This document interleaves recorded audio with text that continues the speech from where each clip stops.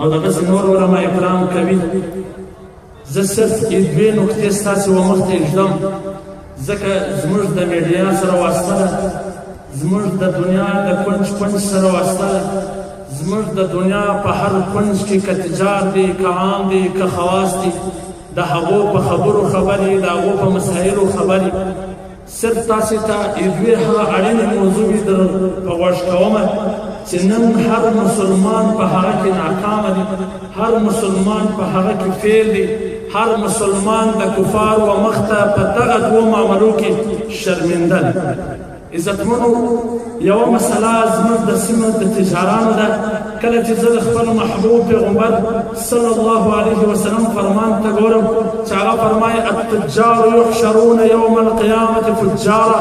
الا من اتقى وبر وصدقه. کله چې زه دې فرمان ته ګورم او زموږ د سیمې تاجرانو ته ګورم، هغه تاجران چې د بار ملکو سره د دویم نمبر چې باندې اوله ټاپه وهي، هغه تاجران چې په باډر کې هنډلونه وهي، هغه تاجران چې د چین سره خوشدن په درواغو په دوکه باندې راباسي، هغه تاجران چې هغه 2 نمبر شی په اول نمبر خرڅوي، هغه تاجران چې ایکسپیر شی خرڅوي، هغه تاجران چې په 10 روپۍ شی رانیولی وي په 20 روپۍ دي، هغه تاجران چې لوړې خرابه میوه یې سمه یې شوي لاندې خرابه یې شوي، هغه روزانې والا چې څه یې لوړ غټ کړی وي لاندې تنګوي، په روزانه باندې ځان وساکوي، هغه نور چې څومره ډاکټران چې د کمپنیانو سره فکسینګ کړی وي پر غریبانو مسکینانو باندې خپلې دواوې خرڅوي، هغه خپله چې د دوی کم کار کم مسیح الامت ورته ورکېدل هغه ځینې ده چې نن د دنیا یو کافر یو تجار و خلکو ته عام اعلان کوي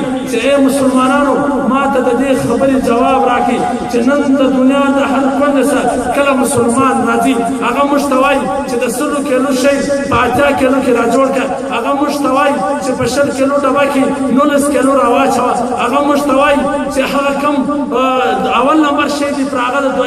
دویم نمبر شی دی اول نمبر ټاپه به د جاپان پر د چین پر د جاپان ټاپه د دنیا ټولې 2 نمبرې په موږ باندې وکړي او موږ چې کله ورته چې حضرت ډوډۍ در واخوستې ډوډۍ حرام. تاسې دغه تجارانو وګورئ، دا 2 نمبر دوکې او درواغ څه وایي، دا ډالر چې په کور باندې ګران خرڅوي، دغه په چاو په وریجو چې 2 نمبر شان ګڼوي. ما لا بله ورځ یو تجار د شنو چاو ویډیو راواستوله چې په هغه ویډیو کې په دې چاو یو داسې کیمیکل ګډوي صرف د دې لپاره چې دغه چاوې دغسې شنې وساتي. هغه مولوي صاحب دا موږ دغه نه وړي دي لباشۍ نه وړي دي، هغه وایي چې دا کم څوک چیچي د هغه پښتورګي او زړه به کار پرېږدي. زه به دې خلکو ته حیران یم، هغه خلک چې په چاو پوډر کیمیکل ګډوي، هغه خلک چې په شیدو پوډر کیمیکل ګډوي، هغه خلک چې په دوا باندې 2 نمبر شان ګډوي، دا نن په فخر سره دا وایي په تبصرو سره وایي چې فلاني ځای کې خلکو دونې مڼې وکړل، فلاني ځای کې دونې مڼې وکړل. دی په دې نه دی خبر چې زه څومره غټ خاموش قاتل یم. د قیامت په ورځ به ډېر داسې کسان وي چې زما په غلطه دوا سره به د پښتورګي کار پېښ وي، دی به مړ وي، زه به د قاتل یم. څومره به داسې کسان وي چې ستا د کیمیکل چاوې خوړلې وي، ته به د هغه قاتل یې. د خاموش قاتلان نن زموږ د تجارانو سره جوړ شوي دي صرف د 2 روپو دپاره. نو زه به دې ټولو مسلمانانو ته خواست کوم چې د محبوب پیغمبر صلی الله علیه وسلم دا فرمان وګورئ چې ستا به د قیامت په ورځ حشر د فاجرانو سره وي. د فاجرانو ځای ان الفجار لفی جحیم، د فاجرانو ځای به الله فرمایي جهنم. ته خو ډېر غټې غټې تسبیح په لاس کې ګرځوې، ډېر غټ غټ د مسجد د محراب څنګونه دې نیولې وي،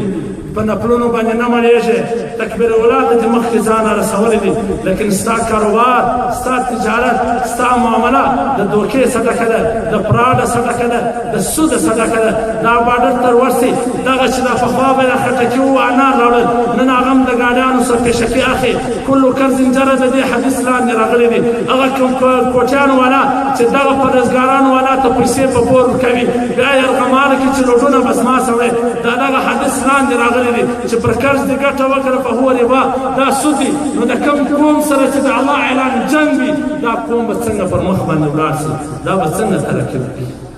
دویمه خبره عزتمنو، زه د دې سیمې د رواجونو د رسمونو د ستاسو سره شریکول غواړم. هغه جاهل خلک نه شیم، عوام نه، خواص خلک، دیندار خلک چې په لکونو روپۍ پر دغه دین باندې لګولې دي. لیکن چې کله د سنت او د رواج مقابله راسي، بیا د سنت شاته کړي دي، بیا رواج رامخته کړي دي چې فلانی به څه وایي، فلانی به څه وایي. زموږ ټول شیوخ حضرات ناست دي، د فلانی په خاطر خو ابو طالب د ایمان ولاړې، د فلانی په خاطر خو د مکې ټولو مشرکانو په بتپرستي باندې اخته شوله. نن ته د نبي علیه السلام سنت پرېږدې و فلانی به څه وایي، فلانی به څه وایي. نو محترمو عزتمنو، زه تاسې ته دا وایم چې زموږ د سیمې نن د ټولو څخه غټه مسله هغه د ودونو ده چې دغه رواجو او رسمو حلاله نکاح دومره ګرانه کړه چې یو غریب مسکین د دې سوچ نشي کولی، د دې فکر نشي کولی چې زه خپل زوی ته کوزده ور وکړم ځکه زما سره رواجونه غواړي، زما سره رسمونه غواړي، زما سره په کوزده کې پیسې بېشېدل غواړي. هغه کافرانو څخه عبرت واخلي چې په خپلو مندرونو کې، په خپلو ګریجاو کې، په خپلو کلیساو کې ودونه کوي. هغه مسلمان چې پر نکاح باندې درې سته چې واده یې نه وي کړی، هغه مسلمان چې په نکاح نه په زنا باندې درې سته چې واده یې نه وي کړی، هغه مسلمان چې واده یې کړی وي زنا وکړي په ډبرو به سنګسارېږي. لیکن کافرانو کې پیغور نشته، هغو نکاح دومره اسانه کړي دي، په خپلو ګریجاو، په خپلو کلیساو، په خپلو مندرونو کې کوي. لیکن هغه مسلمان چې قرآن د عذابونو سره چې دوی ته وعیدونه دي د هغه ورته ډک دي، هغه مسلمان چې پر آخرت باندې ایمان لري، هغه مسلمان چې د نبي د اعتبار دعویدار دي، نن هغه خپلو ودونو کې، خپلو کوزدو کې ورسمو او رواجو ته ځای ورکړی دي. زه دې خلکو ته وایم چې حاجي صاحب تا خو دومره غټه شمله ورکړې ده، ښځه زرینه لنګوټه دې تړلې ده، دا په فخر سره وایه چې ما لور ورکړې ده. ته په دې نه خبر چې ستا زوم د کوټیانو چکرونه وایي، ستا زوم د مړو په دروازو باندې خپل سر ټیټ کړی دی، ستا زوم نن د بازار په مسجدونو کې اعلانونه کوي چې زما واده په صاف دی. د کله چې د واده ورځ شي نو حاجي صاحب نومرې ته نور هم ول ورکړی وي، راولاړ سه حاجي صاحب ملا یې ور وتړه، راولاړ سه حاجي صاحب تڼۍ یې ور وتړه، راولاړ سه حاجي صاحب ول ورکړه. ول څنګه ورکړي، تڼۍ څنګه ور وتړي؟ تڼۍ خو تا د ملکانو د خانانو په کوټې کې ور وشکوله، تڼۍ خو تا د بازار په مسجدانو کې د ده ملا ور ماته کړه. تا خو د ولور او د هغه د رسم د رواج د پوره کولو لپاره د در ملنګ کې، د در بخار کې، دی ستا د روش ګودران څه کې، دی ستا فنیچر څه کې، دی ستا زر و زیور څه کې، دی د ستا لور په دا انداز کې څه کوي چې د ده د عزت ورخاره کې د ده د شمله ور ټیټه کړه. دی ټوله ورځ دا ټوله نیمۍ ښار زه دې خلکو ته وایم د شپې چانس لځي، پر 3 بجې چانس لځي، د چمن نیمۍ ښار په روزانه بازار له ورسه د روزانې دانه پیدا کېږي، پټاټې و بینډۍ خرڅوي، نیمۍ په توبه کې غواوې غویان رااړوي. او تا رسمونه او رواجونه دومره ورته ګران کړي دي. د حلاله نکاح چې د نبي علیه السلام فرمان دی النکاح من سنتي ومن رغب عن سنتي فلیس مني، چې هغه زما د امت سنت دی، چې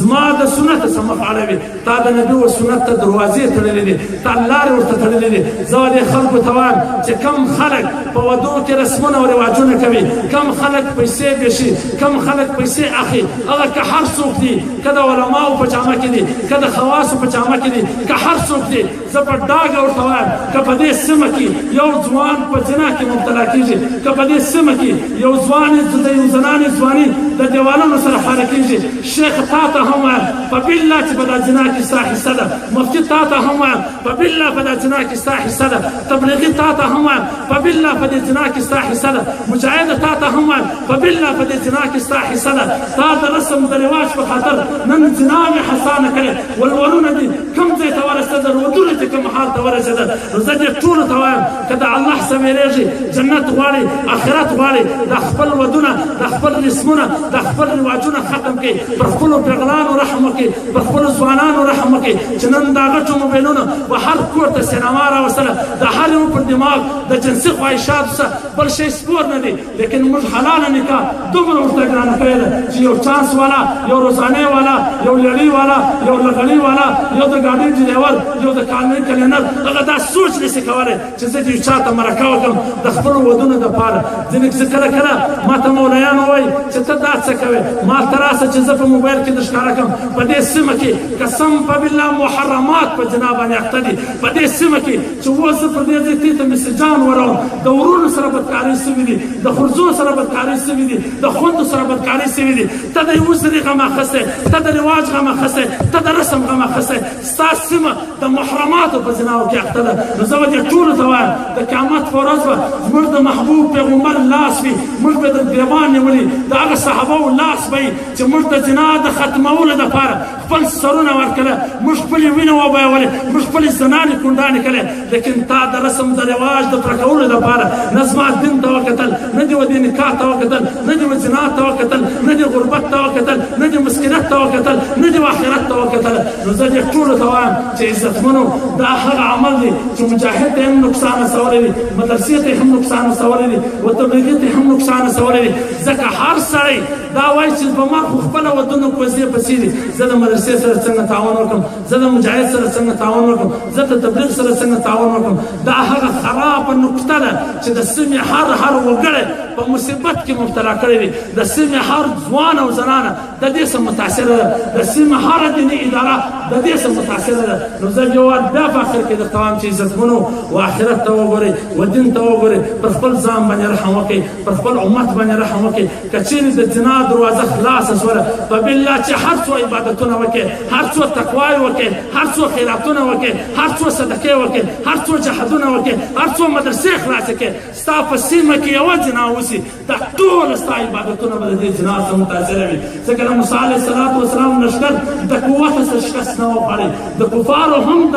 دا نظریه ده چې مسلمان ته بغیر جنګ شکست ورکولو دپاره په دې کې بېحیایي راولي، په دې کې زناوې عام کړي، په دې کې دغه شان عام کړي. دا د جنګ ضرورت نشته، خپله به دغه علاقې ته یې ګټي. نو زه تاسو ته یو وار بیا وایم که چېرې څه سخته خبره راسوي د درد داسې مې کړې ده، والله بالله که نه د چا ګستاخي زما مطلوب ده، والله بالله که نه د یو شیخ ګستاخي زما مطلوب ده. د خپل درد داسې مې کړې ده چې دغه موبایل اوس ما یو ورځ دوو شیخانو ته د دې سیمې د جنا حالات ور واوروله. ما شیخ صاحب دا خو واوره که چېرې کوم څه چې ما لیدلي دي چې زه یې اوس تاسې ته ښکاره کړم، قسم دی چې هر سړی خپله لور کور ته د زوم کره ورولي. هر سړی دا وایي چې رور زه د هر څه تېر یم چې څنګه اساني وي هغه رنګه وکړه. الله جل جلاله دا څو خبرې ما وکړې، الله دې پر دې د عمل کولو توفیق راکړي. که څه ګستاخي راسه سوي معافي غواړم، او که مې وخت نیولی هم معافي غواړم.